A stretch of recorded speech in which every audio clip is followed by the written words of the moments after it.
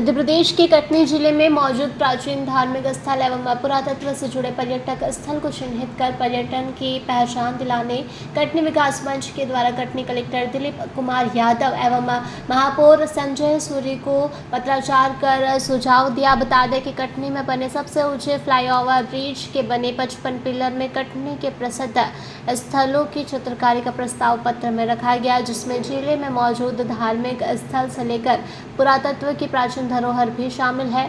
बहरहाल ऐसा बताया जाता है कि शहर के मध्य में मौजूद रेल लाइन के ऊपर से निकला यह एशिया का सबसे लंबा पुल है, जो कि 55 पिलर पर खड़ा हुआ है, जिसमें जिले में मौजूद अद्भुत 55 स्थलों की चित्रकारी उकेरने के साथ साथ उनसे जुड़ी जानकारी लिखने का भी पत्र में सुझाव दिया गया है। कटनी विकास मंच के सुयश अग्रवाल ने इस संबंध में बताया कि ऐसा होने से शहर की सुंदरता बढ़ेगी और इसके साथ ही शहर की स्वच्छता में चार चांद नजर आएंगे और पर्यटक और जिले में पर्यटन स्थलों को बढ़ावा मिलेगा। साथ ही कटनी जिले के नाम की प्रसिद्धि पूरे भारत में बढ़ेगी। पर्यटन विकास एवं सौंदर्यीकरण दो मुख्य विषय हैं। दोनों विषयों को एक साथ एकत्र करते हुए कटनी डेवलपमेंट एसोसिएशन के द्वारा माननीय महापौर महोदया जी को एक ज्ञापन पत्र सौंपते हुए मांग की गई है, जिसमें हम लोगों ने मांग किया है कि कटनी ज़िले में 55 जो मुख्य पर्यटन स्थल हैं, उन पर्यटन स्थलों की सुंदर पेंटिंग इन पिलर्स में बना दी जाए एवं उसके महत्व एवं विवरण को भी उल्लेखित किया जाए, जिससे कि न केवल कटनी की जनता को कटनी के पर्यटन के बारे में पता पड़े, बल्कि कटनी आने वाले हमारे मेहमानों को भी कटनी के पर्यटन का विकास हो और कटनी के पर्यटन के बारे में जानकारी मिल सके। इस ब्रिज में ही क्यों? ये ब्रिज कटनी के केंद्र में स्थित है एवं इसमें 55 पिलर हैं। साथ ही ये एशिया का सबसे ऊंचा ब्रिज है। लगभग 66.37 मीटर ऊंचाई का ये ब्रिज है, जिसको एक अपने आप में ख्याति प्राप्त है।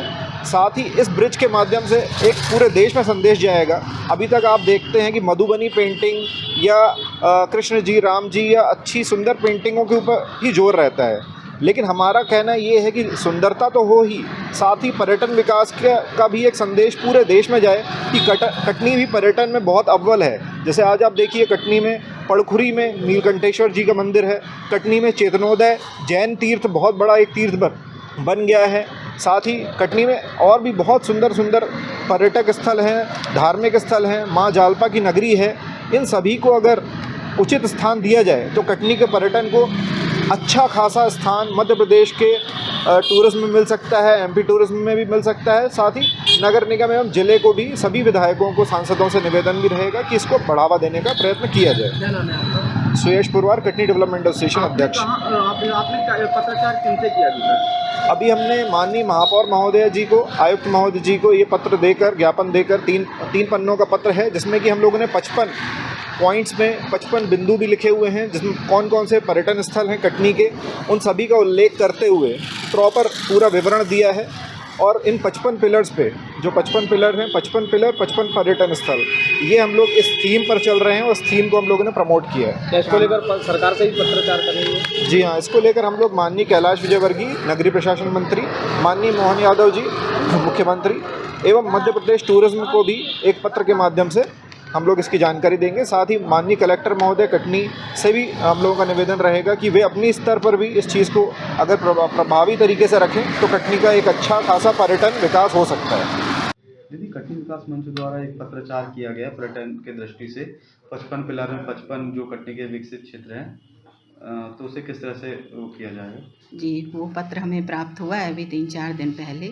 बहुत ही अच्छा विचार है और यह प्लानिंग हमारी पहले से भी चल रही थी कि कटनी शहर को किस तरह सौंदर्यीकरण किया जाए। और जो 55 पोल हैं, और वैसे भी हमारे कटनी शहर में हमारी जालपा माता हमारी आस्था का केंद्र है, साथ ही सलैया में नीलकंठेश्वर धाम है। ऐसे कई हमारे आसपास, शहर के आसपास ऐसे प्राचीन पुरातत्व हैं जिनकी उन पोलों में जो चित्रकारी होगी, वाकई यहाँ आने वाली जो यात्री जनता है उनको ये जानकारी मिलेगी कि हमारे कटनी के आसपास कितनी प्राचीन पुरातत्व हैं, जिससे कि उनको वहाँ भी जाने का और पर्यटन को बढ़ावा देने का मौका मिलेगा। और हम वाकई उस पर विचार करेंगे और ये बहुत अच्छा विचार है और हम निश्चित ही कटनी शहर को सुंदर बनाने के लिए किस तरह और भी चित्रकलाएं तो ठीक है, और भी ग्रीनरी, पर्यावरण और कई ऐसे, जैसे कि हमारे जो यूज़लेस चीज़ें रहती हैं उससे भी हमारा विचार है कि हम किस तरह उससे भी जो चित्रकलाएं बनाएं, तो वो सब हमारी प्लानिंग चल रही है। बहुत अच्छा विचार है विकास मंच का, हम निश्चित ही उसे आगे बढ़ाने का काम करेंगे। कटनी से प्रवीण कुमार पाराशर की रिपोर्ट। बिरबल, हमारे महल की ये क्या बुरी हालत हो रखी है। इंस्पेक्टर साहब, यही है वो दरिंदा जिसने हमें दीवार में जिंदा चुनवा दिया था। गिरफ्तार कर लीजिए इन्हें। अनार करे तुमको तो मैंने जिंदा दीवार में चुनवा दिया था, तुम बाहर कैसे आई? जहांपनाह, मैंने तो आपसे पहले ही कहा था कि अनारकली को बाप जी एएसी ब्लॉक से बनी दीवार में चुनवाते हैं, लेकिन आपने मेरी एक नहीं सुनी। अब भुगतो। बाप जी एएसी सीमेंट ब्लॉक्स, इसमें ना सीमेंट और रेत की जरूरत होती है, ना ही तराई करने की झंझट। लाल ईंटों के मुकाबले ये ज्यादा मजबूत, किफायती और फायदेमंद है, क्योंकि वाटर प्रूफ के साथ साथ ये साउंड प्रूफ भी है। काश मैंने अनारकली को बाजी ब्लॉक से बनी हुई दीवार में चुनवाया होता तो मुझे ये दिन नहीं देखना पड़ता। आप जहांपना जैसी मूर्खता न करें। अपने घर, भवन या मकान को बाप जी एएसी ब्लॉक से ही बनवाएं। बाप जी एएसी ब्लॉक्स, स्टील से मजबूती।